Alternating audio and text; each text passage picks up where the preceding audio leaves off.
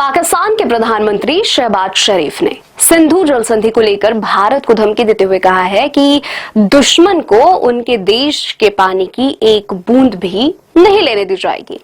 शरीफ ने इस्लामाबाद में एक समारोह में कहा, दुश्मन पाकिस्तान से पानी की एक बूंद भी नहीं छीन सकता है। आपने हमारा पानी रोकने की धमकी दी थी। अगर आपने ऐसा करने की कोशिश की तो पाकिस्तान आपको ऐसा सबक सिखाएगा जिसे आप कभी नहीं भूलेंगे। शरीफ ने कहा, अगर आप ऐसा करने की कोशिश करेंगे तो आपको फिर से ऐसा सबक सिखाया जाएगा कि आप कान पकड़कर बैठ जाएंगे। समाचार पत्र डॉन की रिपोर्ट के अनुसार शरीफ ने इस्लामाबाद में एक समारोह में कहा, दुश्मन पाकिस्तान से पानी की एक बूंद भी नहीं छीन सकता।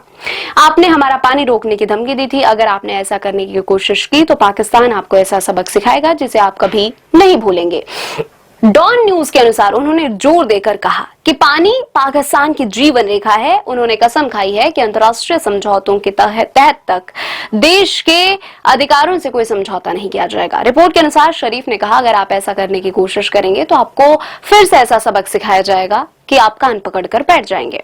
प्रधानमंत्री की टिप्पणी पाकिस्तान के सेना प्रमुख फील्ड मार्शल असीम मुनीर द्वारा अमेरिका में दिए गए एक भाषण के दौरान भारत को परमाणु युद्ध की धमकी देकर आक्रोश पैदा करने के बाद आई है। मुनीर ने चेतावनी दी थी कि अगर इस्लामाबाद को अस्तित्व का खतरा हुआ तो वह आधी दुनिया को तबाह कर देगा। भारत ने पाकिस्तान के सेनाध्यक्ष फील्ड मार्शल असीम मुनीर द्वारा अमेरिका की यात्रा के दौरान की गई टिप्पणियों पर तीखी प्रतिक्रिया व्यक्त की और उन्हें परमाणु शक्ति का प्रदर्शन का उदाहरण बताया और चेतावनी दी कि ऐसे बयान इस्लामाबाद की परमाणु कमान और नियंत्रण व्यवस्था पर गंभीर चिंताओं को उजागर करते हैं।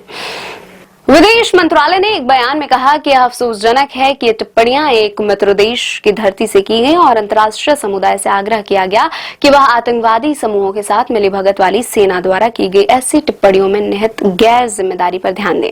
बयान में कहा गया है कि ऐसी टिप्पणियां पाकिस्तान की परमाणु कमान और नियंत्रण व्यवस्था की अखंडता पर संदेह को रेखांकित करती हैं, खासकर ऐसे देश में जहां सेना आतंकवादी समूहों के साथ मिली भगत रखती है। मंत्रालय ने ऐसे अफसोसजनक बताया है कि ये टिप्पणियां एक मित्र देश की धरती से की गई।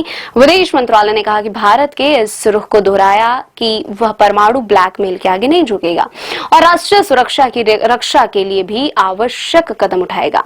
उल्लेखनीय है कि जम्मू कश्मीर के पहलगाम में हुए आतंकवादी हमले के एक दिन बाद 23 अप्रैल को 1960 की संधि को स्थगित करने के बाद से पाकिस्तान भारत के आलोचना कर रहा है। इस आतंकी हमले में 26 लोग मारे गए थे।